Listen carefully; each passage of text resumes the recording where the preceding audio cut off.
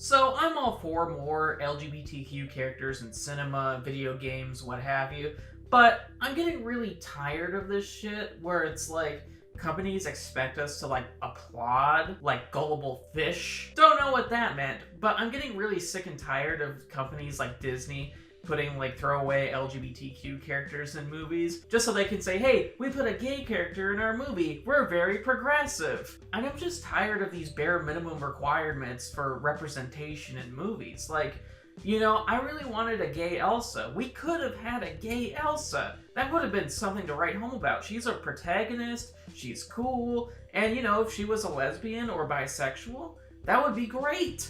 But, you know, we can't have that, I guess, because reasons. And I'm not gonna applaud that Onward has an LGBTQ character that's just revealed in one line and she's a side character. It's not important to the movie. And that's not really worth applauding. It's the bare minimum. Like, give us a meatier character that's LGBTQ, like a main character or a supporting character who's important to the plot. And if that happens, that's something to really write home about. But for now, we're just up with this shit.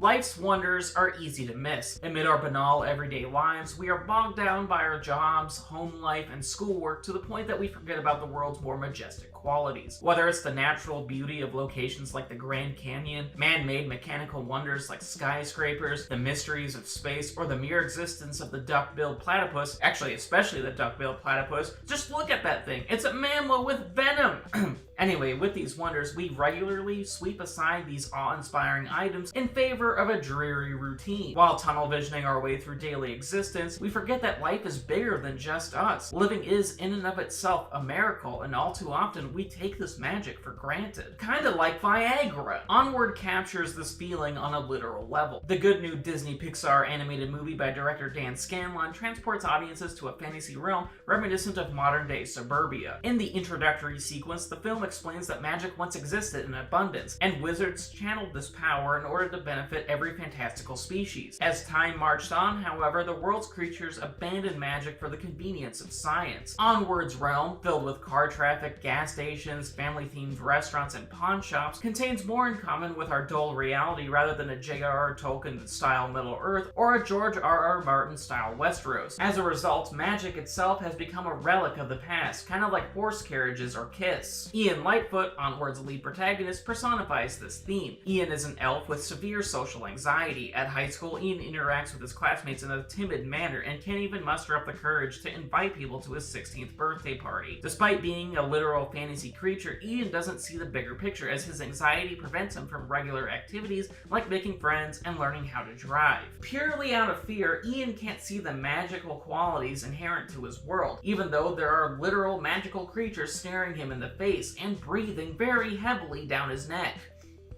I really don't know where I was going with that line. Ian's deceased father is at the root of his fearful state. His dad died while Ian was very young, and as a result, Ian never had a father figure. In fact, Ian doesn't have any memories of him. And due to his lack of fatherly love, Ian is a mess. He allows his fear to run its life, and even though the world is full of adventure, Ian, like many of us, prefers to let anxiety rule him. Of course, this fragile mental state doesn't last. Onward is a good tale of a boy overcoming his fears, grief, and insecurities in order to experience life at the fullest. And Ian's mom, Laurel Lightfoot, takes this plot into motion by gifting Ian and his older brother, Barley Lightfoot, a wizard staff that belonged to their father. Along with the wizard staff, the boys received a spell written by their father that would allow him to return from the dead for one whole day. Events, however, go awry when Ian and Barley botch the spell, resurrecting only half of their father from the waist down, and in order to correct this mistake, Ian, Barley, and half of their father embark on a quest to find a magical gem that's required to finish the spell, a tall feat that needs to be completed within 24 hours before the spell breaks. Ticking clock element ahoy! Onward's story contains an understandable thematic core. Despite existing within a fantasy world, Ian's phobias and unwillingness to take risks are immediately relatable to many of us who've had to find their own way through life's various trials and tribulations. When Ian and Barley mess up the magical incantation critical to bring their father back to life, we, the audience, can empathize because we've had to maneuver through similar situations. Sure, our various predicaments likely didn't involve a Gandalf-inspired mage's staff, but our struggles aren't any less significant. Whenever failing to accomplish an important Herculean feat, a depressive feeling of personal inadequacy often follows close behind. Especially when younger, taking on the dreams, challenges, and responsibilities of adulthood can feel insurmountable, yet to survive after failing, we must dust ourselves off and move forward with our lives. In this regard, Onward's coming-of-age story hits many emotional pressure points as Ian learns what it means to grow up. Though let's keep things in perspective, Ian still has never had to file his elf taxes. Onward's fictional suburban fantasy world reflects this struggle. Throughout the story, Ian and Barley interact with various characters who've lost their way in a consumerist, terminal, late-stage capitalist landscape. For a few examples, a once fearsome manticore has let her once unique hole-in-the-wall bar become a family-themed restaurant to appease her shareholders, and pixies like Dewdrop have forgotten how to fly. Whether out of fear or ignorance, the mystical creatures in Onward's setting compromise their values, and like Ian, they have to find a way to press forward and grow as people. Late-stage capitalism is one hell of a drug.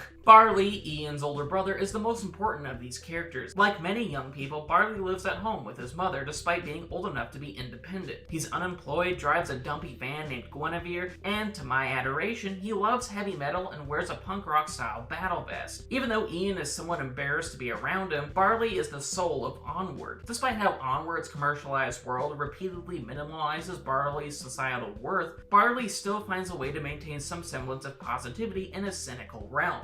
I personally love him, but I might be a little bit biased just because I love the punk rock heavy metal aesthetic he has. Admittedly, Onward contains a few faults. Some aspects of the film are clearly and obviously choreographed to tug at the viewer's heartstrings. Whether it's the inclusion of an unimportant LGBTQ character via a throwaway line, or the film's predictable plot, Onward made me feel cynical at times, which is a problem for a movie that warns against the dangers of cynicism. Disney, you don't get a free pass for having an LGBTQ character in this movie. You could have had a gay Elsa. You could have had it all! With that said, Onward is a good Pixar family film. While Onward isn't in the upper echelon of top quality Pixar movies like WALL-E, Up, or Coco, the movie is a fun and moving experience with a great message. During hard and difficult times, Onward literally preaches the importance of moving onward because it's the only way we can move forward and grow. And that is in and of itself a great lesson.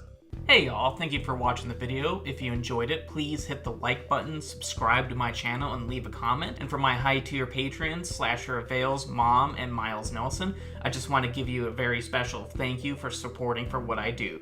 So thank you. Thank you so much.